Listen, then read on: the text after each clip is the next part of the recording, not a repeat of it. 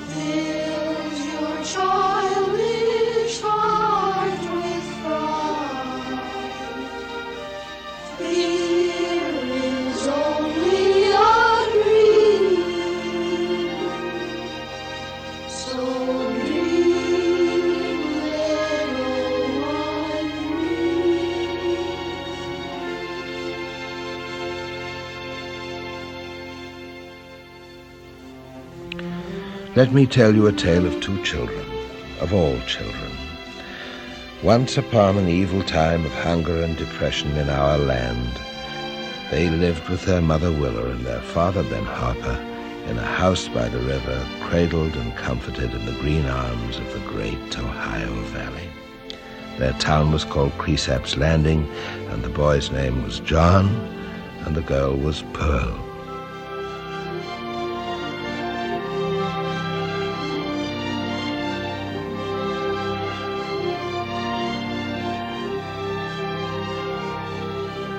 Now, Ben Harper was a good man in an evil season, a hungry season.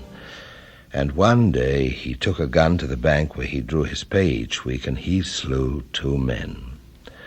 Wounded, he fled homeward with the stolen fortune, praying in his broken mind and body that this money might someday prove provender for his loved ones, that these 10,000 plundered dollars would shield his children from the cold shadow of want and need that had chilled his own time on earth. And even as the police car screamed close behind him down the road to his home by the river, Ben hid the cursed, crinkling treasure in his little girl's doll. And he made John swear, and he made Pearl swear that they would never tell, that they would never, never tell. And he made John swear that he would guard his little sister's life with his own if need be. And John swore. And they took Ben away and sentenced him to hang. Now, by a strange and unholy chance, there happened to be in the same prison cell with Ben Harper a man called Preacher. Ben was to hang, but Preacher would go free soon. All Preacher had done was to steal a car. Preacher was not a bad sort. Preacher was a man of the Lord at heart. You see his hands? Look at the fingers, the tattooed fingers. The fingers of the left hand spell H-A-T-E, hate. And those of the right hand spell L-O-V-E, love. No. Preacher is a man of holiness. Leaning, leaning, safe and secure from all alarms. Leaning, leaning. But wait, let me tell you a secret. Wandering through the river towns for a decade, this false and evil prophet has murdered and robbed a score of women. Foolish, lonely widows who saw in him a man of God and a refuge from loneliness. Of course, it was really all right. Preacher used the money to spread the Lord's gospel. landlord didn't mind. Now, when Preacher found himself in the cell with a man whose wife was about to become a widow, it set his wits to itching and his fingers to yearning for the quick, whispering switchblade knife, which was to him Jehovah's wrathful sword. And Preacher's sly nose twitched at the spoor of easy widow's money once again. Where was the money? He would ask Ben again and again, but Ben will not tell. He will never tell. And when at last he is hanged and Preacher goes free, what do you suppose that Preacher's quest shall be?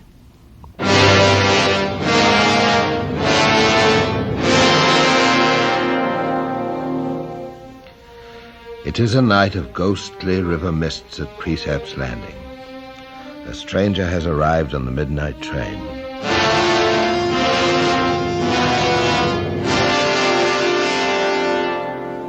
Now he stands, staring by the street lamp, wondering behind which of the dreaming small-town windows his quarry sleeps. John and Pearl lie side by side in their feather bed, and Pearl asks John to tell her a story. And John begins a tale of kings and castles and the azure seas of far-off Africa.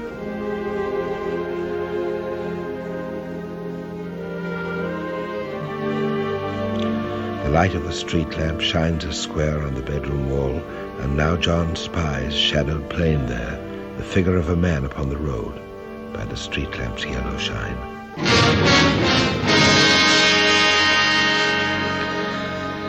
But it is only a shadow, and it is gone now, and the children sleep.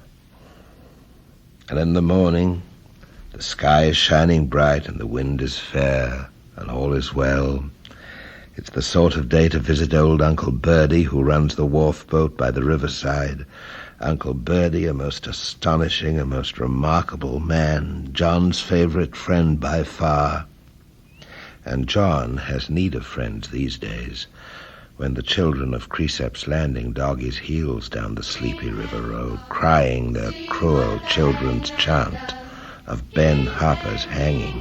Hang, hang, on, see what the hangman's done. Hang, hang, see the robber swing. Hing, hang, hing, hang, hing, hang, hing, hang, hing, hang, on. Now my song is done. Leave them behind you, John. Find solace and kindliness in the cozy wharf boat of the old riverman, this grizzled custodian of the great river herself. Go to the wharf boat of Uncle Birdie, John.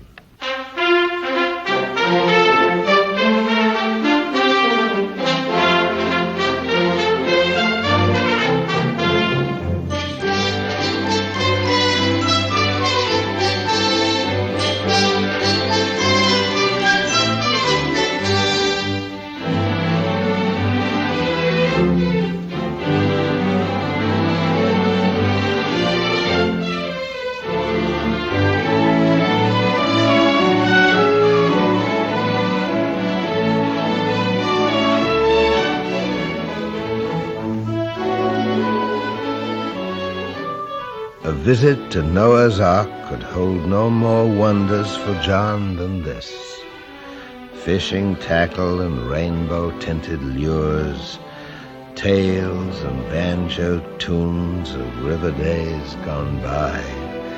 Times when the great boats towered like castles of lace along the river shore. Mornings when the voices of their whistles made the glad land ring round with the joy of sound like the throats of great cathedral organs.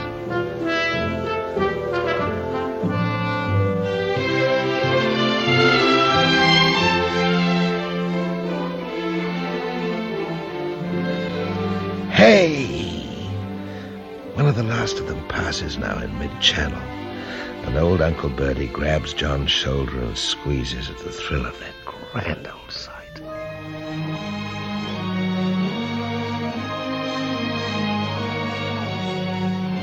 In the days to come, John goes more and more often to the wharf boat of his old friend, for a stranger has come to Creap's Landing. A stranger who spends the long twilight hours in the ice cream parlor where Willa Harper works. A stranger with lettered fingers and eyes as hard as marbles. A stranger whose sweet voice lifts in the grand old tunes of salvation. Leaning, leaning, safe and secure from all alarms. What's wrong with John? He hates the stranger. That's curious. Everyone else in Creap's Landing finds him wonderful and shining with righteousness. Everyone else knows Preacher as a man of the Lord. But John senses upon his evil tattooed hands the scent of greed, the scent of evil, the scent of murder.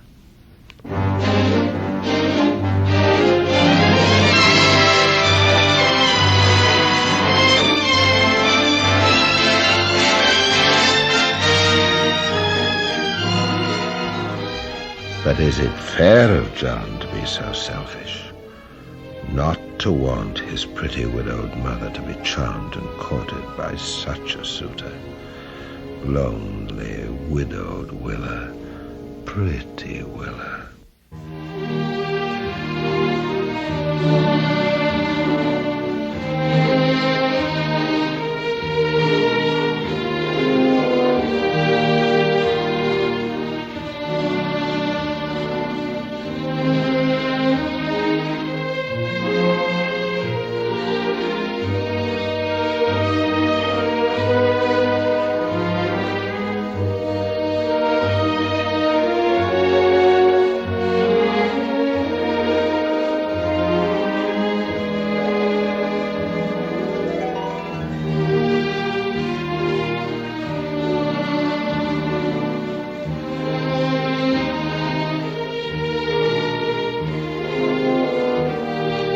Poor young widow, trying to take care of her poor orphaned lambs.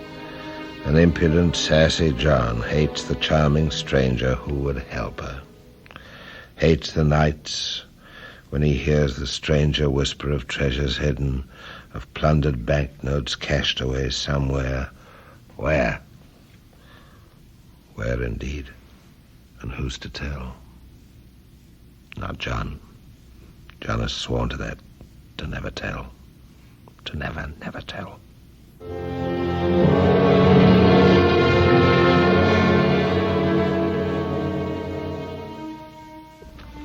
And the days pass, and the nights go whispering through the green river spring, and Willa and the stranger wander hand in hand beneath the trees, together in those evenings when John guards Pearl against the whispered threats against their bedroom windows, and the memory of that first black shadow on the wall the night the stranger came to town, and John keeps his trust. He holds his sacred oath.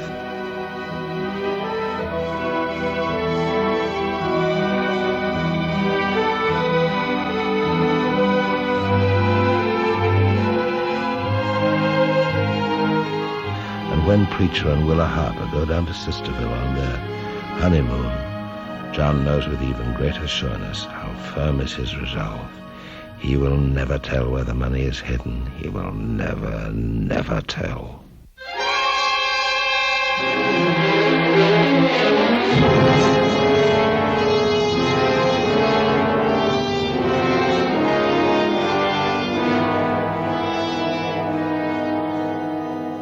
For Willa, it is a time of love and of salvation. Her new husband has taught her that her love for Ben Harper has been a love of the flesh, and her love for Preacher is the love of souls. Willa thinks it is her salvation that Preacher seeks, but John knows better. It is the hidden money that Preacher seeks. And then one soft spring night, Willa returns home from the ice cream parlor unexpectedly, and hears Preacher in the parlor of the dark house talking to little Pearl. Willa listens, believing, not believing. No, couldn't be. The money is gone. Ben threw it in the river that day. No. Preacher wouldn't be asking Pearl about the money, pleading, whining, cajoling, threatening. God would not let it be so, that Preacher had married her for that.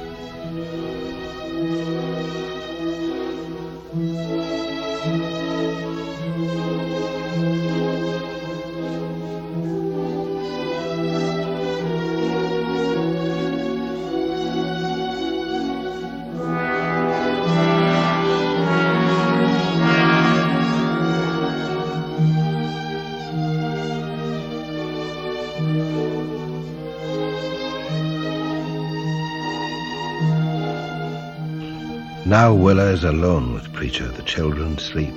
The house ticks and moves softly in the darkness. Willa Harper lies in the bed, harking to Preacher's words as he stands by the window in the moonlight, with the quick knife ready in his hand.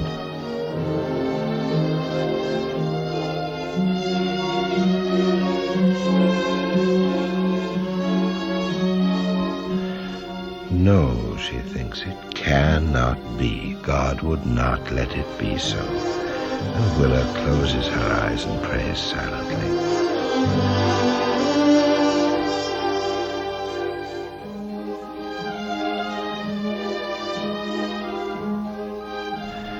Preacher moves now at the bidding of his Jehovah, strides swiftly to Willa's bedside with a quick blade glinting in his fist.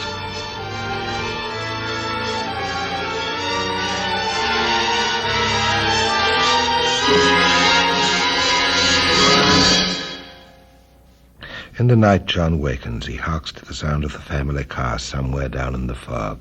The whinny and catch, as someone tries the starter, and then the chatter as the motor catches, and the sound of the car fades into the river fog, into the stillness of the cricket-laced midnight.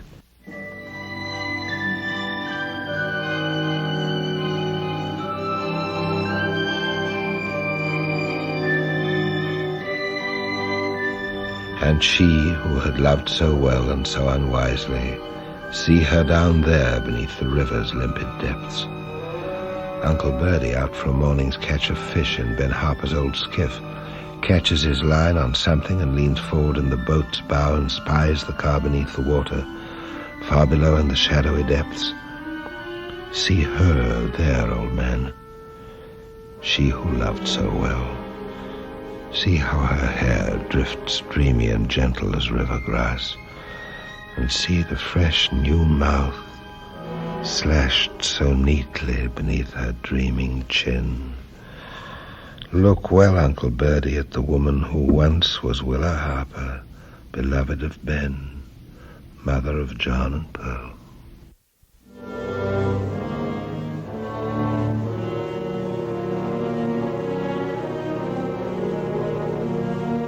Hide now, my lambs. Hide yourselves in the cellar of the deserted home, while Preacher prowls the upper rooms, sniffing, searching, calling your names. Hide well, my lambs, for the game is nearly played out. You are alone and helpless, and the hunter draws nigh. John bids Pearl be still. She who fancies it is a kind of game they are playing, and John harks to the centred pace of the hunter in the upper rooms, and knows that the time of showdown has come, and still he knows that he will not tell, that he will never tell. Now the pleasant voice of Preacher in the doorway at the top of the cellar steps, how could he have been so long a guessing that his sly little Polly would have chosen the cellar for their hiding place? And now for a little talk, no more secrets. And Preacher learned soon enough from little Pearl that the money he has sought throughout the long evil months is hidden in her doll. So it's douse the candle, John. Grab Pearl's hand now, John. Remember your vow, boy. Run quickly. The hunter's frothing close upon your heels. Up the steps and lock the door behind you, boy. Run, John, run, Pearl. In God's name, run. The night of the hunter is at hand.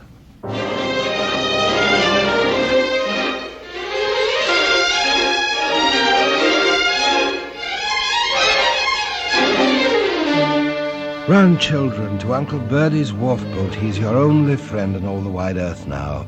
Run down the silent streets beneath the hunter's moon to the waterside, to the wharf boat of Uncle Birdie. But alas, this last friend of all cannot save you on this haunted hunter's night. Uncle Birdie lies sprawled, drunken and dreaming in his straw tick in the wharf boat, dreaming of the face of Willa Harper with her hair drifting soft, soft in the moving waters. So what now, children?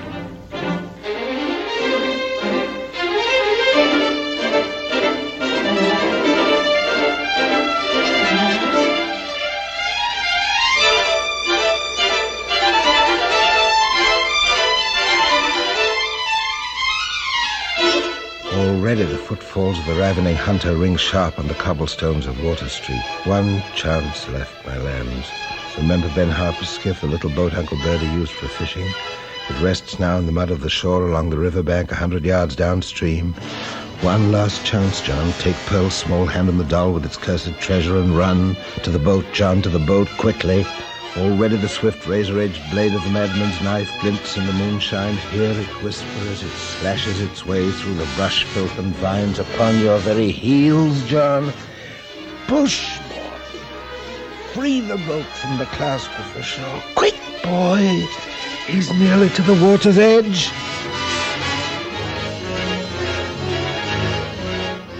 And the boat swings free and twirls on the waters like an autumn leaf caught in the warm and saving arms of the great river. And Preacher stands, outraged and bare-fanged in the shallows, and helplessly watches his quarry drift away. And his throat shapes the outcry of a creature thwarted beyond reason, a voice as old and as terrible as the devil's own.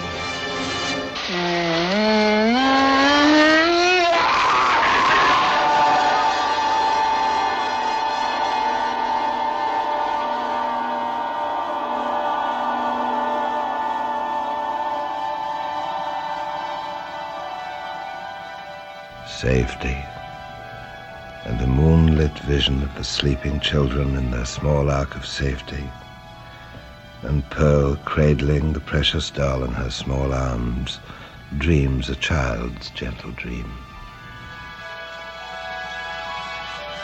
Once upon a time there was a pretty fly. He had a pretty wife, this pretty fly. But one day she flew away, flew away. She had two pretty children, but one night these two pretty children flew away, flew away. The sky, into the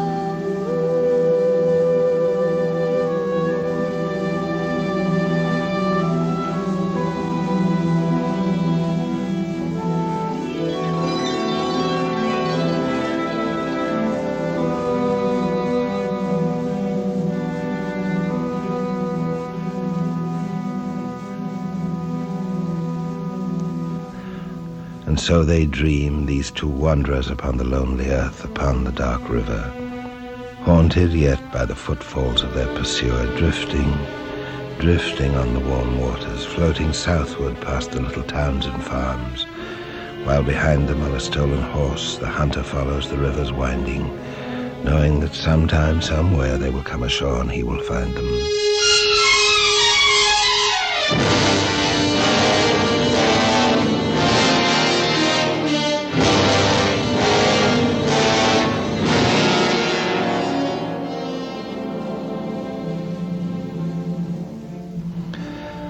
It is a hard world for little helpless things, for the wandering child, for the furred small rabbit on the river shore, crouched helpless before the owl's feathers' murderous fall.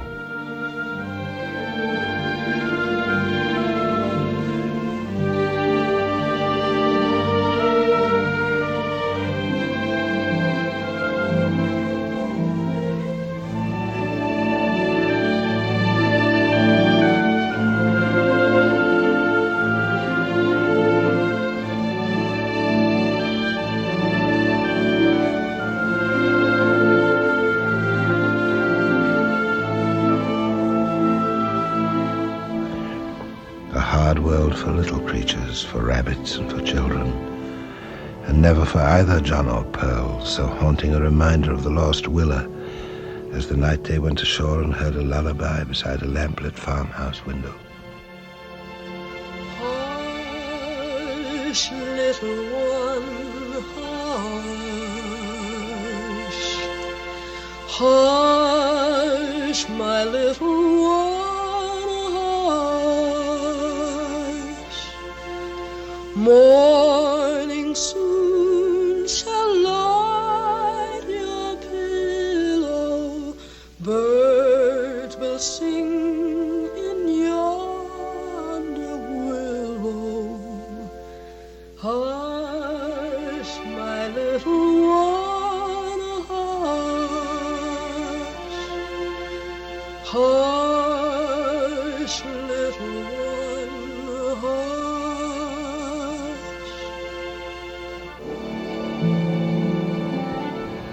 And then a night when, weary of river dreams, the children seek shelter in the hayloft of a barn among the river hills. A night of breathless moonlit brilliance. Yes, a hunter's moon hangs high. And suddenly John wakens in the straw, stunned and quaking with dread at a voice he hears faint in the moonlit distances. Safe and secure from all alarms, leaning. And far away on the river road, John sees the black silhouette of a man on a horse riding slowly, patiently on his way, the hunter hunting in the night, the one who never sleeps in his unceasing quest. And it's onward, in exodus again, to the river, to the boat, to the endless quest for safety, for home.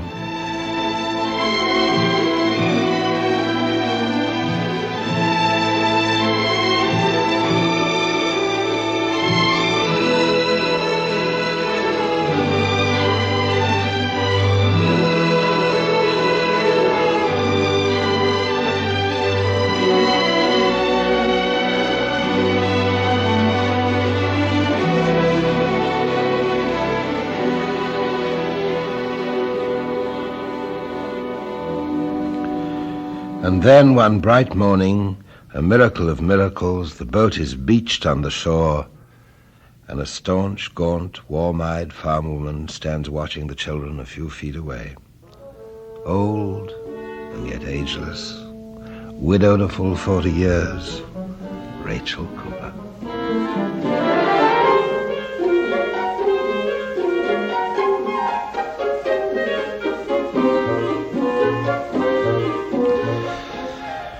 Rachel Cooper. There has never been a time in the quarter century since her own children left home that her house has not echoed and rung to the laughter of homeless children she has taken in off the river roads. Rachel Cooper. A strong tree with branches for many birds. Tough as an axe handle, soft as love itself. She feeds her brood until they are rosy, scrubs them till they smart, spanks them when there's cause, and tells them the Lord's tales on bright Sabbath mornings. And so it seemed to John and Pearl that at last they had found a haven from the hunter, and John, shy and mute though he may be, came and stood with the others, Pearl, Clary, little Mary, and Ruby. Ruby, 16 and wanton and rounded, fond of town on glittering popcorn Saturday nights when neon burns like sin above the soda fountain and the redneck farm boys wink and whistle softly in the love-warm April night. Ruby, enthralled beyond words by the stranger.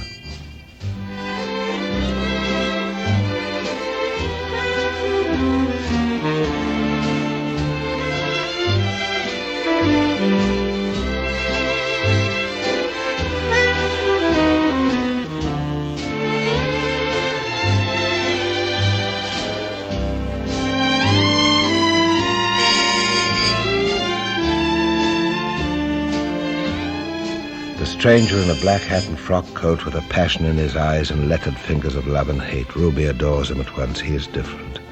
He is not like the red-necked farm boys. And does Ruby know of two little children named John and Pearl and a doll? And Ruby smirked and flirted and cracked her gum and said she did indeed. They had come to live with Rachel Cooper only that past week.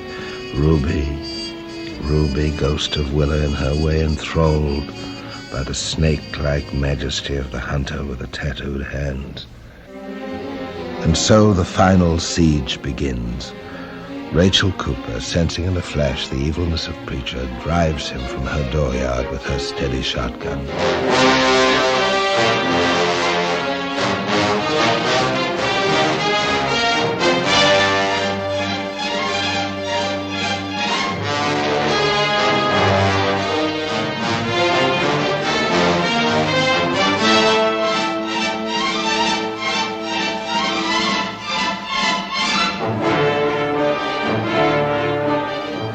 When he comes crawling in the night like a ravening fox, she wounds him and calls the police to fetch him away to jail.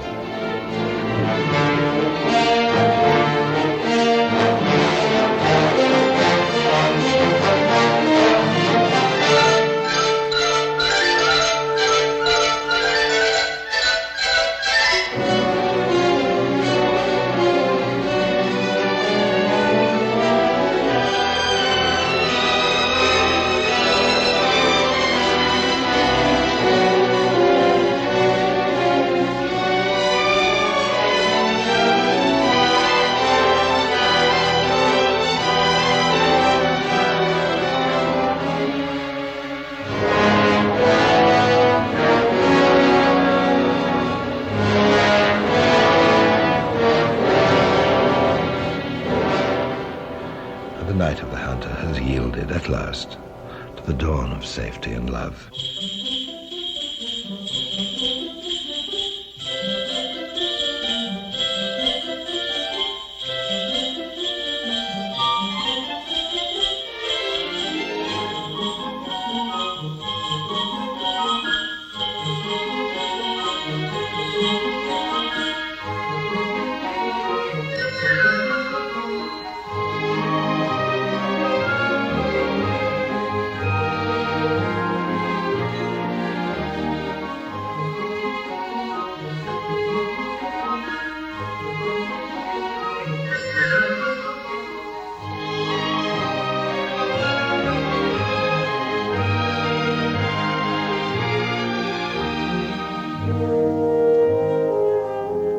And Christmas comes, and love comes to those so long unloved, so long unwanted.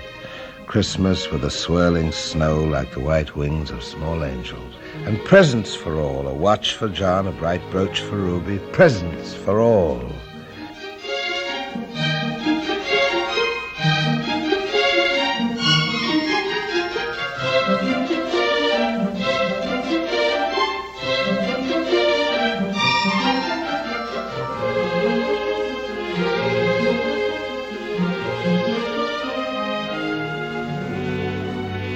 And the night is no more, and the hunter is no more, and love and faith are come again into their child's kingdom. And now Rachel, like the good, kind queen in a Christmas fairy tale, sees and marvels at the brave, good hearts of little children. Now she thinks that children are man at his greatest moment on earth. Lord, save little children. They abide